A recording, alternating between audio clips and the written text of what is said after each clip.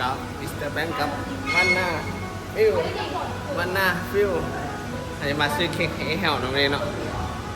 เพราะว่าวันนี้เป็นวันเกิดของไอ้แฮวเด้เดี๋ยวไปเลือกเค้กไปฟิวเค้กตัวไหนเป็นวันเกิดของไอ้แฮวแต่ว่าเรายังพันมาเนาะเอาออกมาซื้อเค้กวันทานเค้กกันขนาดฟิวเนาะฟิวไปเลือกไว้ไอ้แฮวเรามาคิดเซนคนอื่นเนาะเวลาวันเกิดผู้ชายเราจะซื้อแบบเค้กแบบแบลคนแบบเราแบบเห็นไฮบุก้าเอาลงสตอรี่เราทุกคนเนาะเดี๋ยวเบิ่งว่าชื่อเค้กตัวไหนให้ฟิลเลือกให้เอาแล้วให้ฟิลไปเลือกไว้เอาอันนี้ก็มาเคลียร์ซื้อแล้วไอ้เฮาเกิด98หรอ แม่ที่บอกสักเจ็ดแล้วที่บอกเราสักเจ็ดนี่สักแปดเนาะ ทำอยู่ประมาณเนาะ อาจจะ เนี่ย นิ้วนี่ เนี่ยฟิลเอาจะคายบ่มาทายบ่ฟิลอะไรอยากได้รถฟิลอยากได้รถแล้วเนาะฟิลทายให้ทายคลิปไปเป็นหลักฐานบอกว่าป้าเรามาเอาคันได้ฟิลฟิลอยากได้คันนี้เดี๋ยวได้เอาให้ป้ามาได้คลิปดีแล้วฟิลได้คันนี้ให้ป้าซื้อให้เด้อโอ้แฮปปี้เบิร์ดเดย์แฮปปี้เบิร์ดเดย์ โอเคมึงเห็นกูสิขายมึงก็มาขายเลยเนาะ อันไหนยังไง ยังอ่ะ อันไหนอย่างวะอันน่ะเขาเนี่ยเป็นคนไปซื้อกุ้งไปซื้อเบียร์ซื้ออย่างมาให้ด้วย โอ้ขอบใจเด้อบริส่งบินครับคืนที่บริส่งบินไอ้มีประเด็นเนาะ โอ้ขอบใจเด้อ โอเค ใจเด้อ Hello Mom โอเค สวัสดีเฮ็ดเสือ Hello Mom ออกมาหมดมาบอกเลย มีเมนูอย่างไอ้โถมานี่ พัดมีแบบเมนู ขั้นพัดมีต้องมีสิกรอกกับน้ำเจียวนั่นทำไรแล้วกับแบบซี่เอามาเรียนกัน มีโยกซี่นะ ฮะ มีผมมีกระดูกซีดกระดูกซีดก็ใส่กองมั้ง ต้องมีแบบไหนแล้วกันข้าวพัดดิซะ เอาว่าดีกว่าอยากจะเบิ่งอันนี้พัดมีเวอร์ชันใส่กุ้งใส่ยังแน่ใส่พักใส่มีอยู่บริพัดมีอย่างเดียว แบบเวอร์ชันเฮ็ดกินเองเนาะกันเฮ็ดไอ้คนอื่นกินกับที่ไทยได้กันนี่เนาะโอเค ถามว่าด่าเอิญพ่อไหม มาโซ่บ้างอ่ะเนี่ยพ่อที่ลูกวะผมเป็นกูแล้วผมปวดมันมากระลีแมนอยู่ก็มาบอก ครับผมพูด ลองคอเลยด้วยสิบเค้กเว้ย ถ่ายเจ้ากับเบิ้งมุมเนี่ยเจ้าไปถ่ายอย่างฟังนั่นติดเหลืองถ่ายฟังนี่หัวมีเมืองด้วยวะ ผมมีแบบไฮโซ โอ้สิเลยวะ โอ้เสือบริกินแค่แนวนุกมันนะครับเก่า ทำเมื่อกี้นี่ไอ้โนกินให้นะเนี่ยเมื่อกี้นี่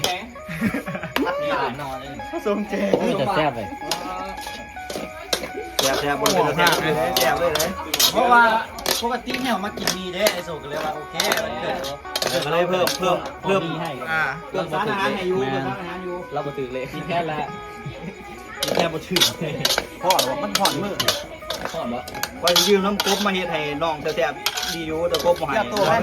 เลยยามันเอาจืนไปซื้อ ยืมอย่างนี้ เมียนโตเฮานะครับ เป็นตัวเป็นตัวกัน เปิดไฟพิมพ์ไว้เพราะเปิดเพลงนี้ ยืดใช่นี่จะได้ตังกล่องไป เราขอบใจทุกคนเนาะที่มาอวยพรวันเกิดเขาเนาะวันนี้โมแมนเนาะวันเกิดที่เขาเนาะโอเคโอ้ เอาพัดลม ฟิวอยากเป่าเค้กด้วยฮะฟิวได้ไปเลือกเองนะ ปองฟิปจะเป็นเรื่องอีกปองพูดเลยเด้อ จำดาราไปมองเห็นนี่ รีวิวเข้าไปยืนในฉากฟิวดิ โอ้ติดราคาไว้เลยเนาะ เชียงเยี่ยม เดี๋ยวส่งบินให้เด้เดี๋ยวแล้วละส่งบินให้เด้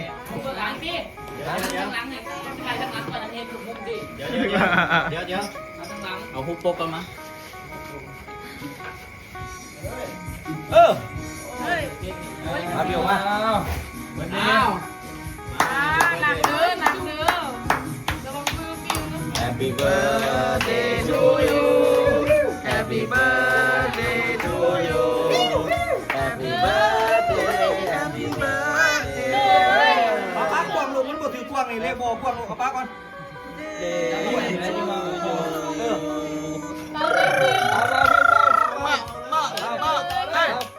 เอ้ย เดี๋ยวพี่ เบาเบาเบา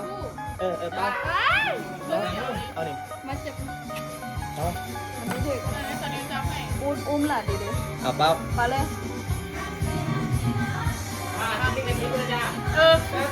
เย้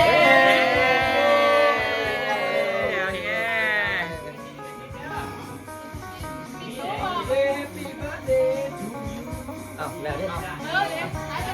แล้วแหละถ่ายรูปมา ไปนอนเถอะเบลไปนอน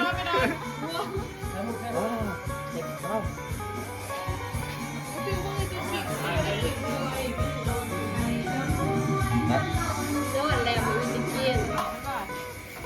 คือน้ำลายแล้ว ชิมเลยพิวชิมเลย บ่อยละบ่อยละบ่อยละ เดี๋ยวมากล่องเลยพิวในหนึ่งก็เอา ฟิว เนาะ ถ้าไปนอนเนาะ เบิร์ดแต้ละไป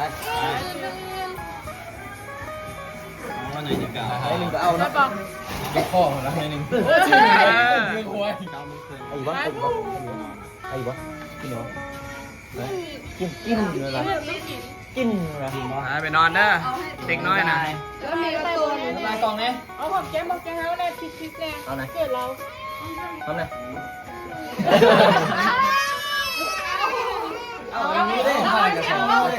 เอาตัวลิ้นหัวใจแซ่บตัวไหนพี่ เอา แซ่บเอ้า เอายัง นี่มีเอานี่บอไป เอาไปเนี่ยเขาก็ได้สิกิน โอ้ เลย ยพี่นี่ สิกินเลยป่ะนี่ย่างติ ถ่ายรูปก่อนติ ถ่ายรูปก่อน ถ่ายหูก่อนไหม มาถ่ายรูปรอถ่ายรูปรอ ถ่ายหูก่อนหูร่วมเหรอนิ้วมากนิ้วร่วมจะเอาบาทนะ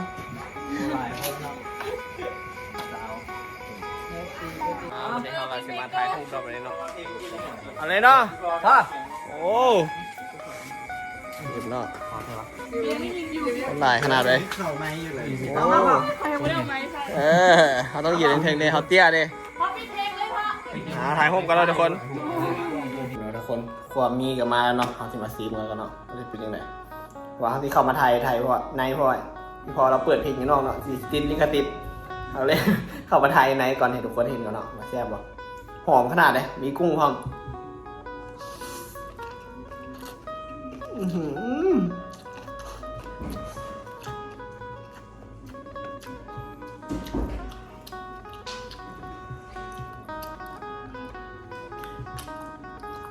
ครับมีพอเปิดเพลงนะฮะทุกคนเห็นคือว่าแซ่บบ่ ใช่ป่ะ แซ่บหอมเนี่ย อ๋อ ลองชิมไหมไม่เอาจะพูดลองชิมมา โอ้โหวายุจะมาลักกันดี อีพอเราเปิดเพลง ต้องบอกอีพอเป็นคนเพลงลงแล้วฟิลซิลอน แซ่บเนาะแซ่บเลย ครับ แซ่บไปเลยเราจะกินนิดหน่อยนะครับเราจะออกไปเนาะกินให้ทุกคนเบิ่งไม่เงี้ยเนาะกินทุกคนเบิ่งเนาะ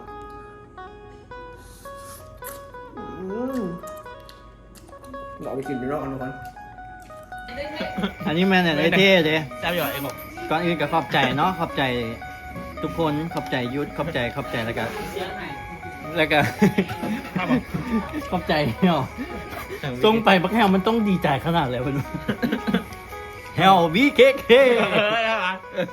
แต่ยูเมกาเลย แซ่บป่ะจ๊ะ ใช่ครับ แซ่บมั้ง บักแฮวกันเลยน้ำตาไหลเลย เอิ้นซื้อมันผิดถึงบ่ พอดีเลยเว้ยเฮลวีเคเอลเฮลวีเคเอล พอเสียงก็มือดังๆให้แฮววีเคเคนะไอ้เจ๊ก็มั่นใจลงมาบักป้อมมันตายคลิปอยู่หลังเวทีป้อมก็ตกใจเอ้าแฮววีเคเคอ้ายก็อยู่หลังเวที ตอนแรกก็อยู่ เอ้าแฮววีเคเคมาทำพวกเอฟซีน่ะพวกยืนลุมนะพวกยืนลุมเอฟซีแล้วก็แฮววีเคแฮววีเคถ้าคอยเบ้าแฮวทุกคนเบ้าแฮววีเคแฮววีเค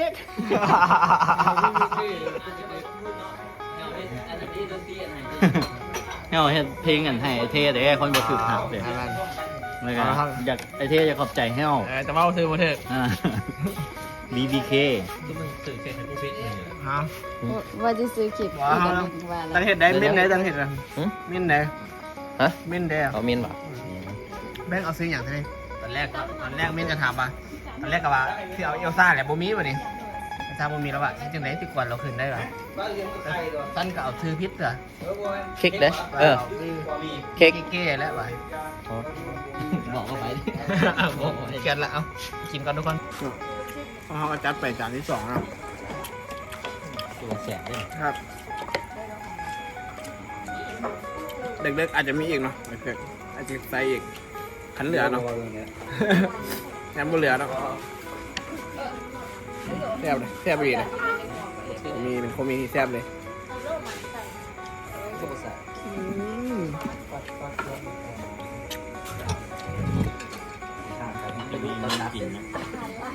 โอ้ยมีกุ้งพร้อม เดี๋ยวพี่พูด มาเด้อทุกคนมาเด้อ เราเรื่องคนเจ้ามือตึง ตอนนี้ของไม่ได้ มาคลิปเท่ากันจบเพียงเท่านี้เนาะขยอกาพากันเมื่อแล้วก็ยังมีไอ้น้องที่นั่งดิ่นอยู่เนาะหน่อยนึงแต่ว่าก็จบเพียงเท่านี้เนาะให้เรากลับไปเฮ็ดเพลงต่อแล้วทุกคนอย่าลืมกดไลค์กดแชร์กดติดตามหน่อยเด้อแล้วก็อย่าลืมไปกดไลค์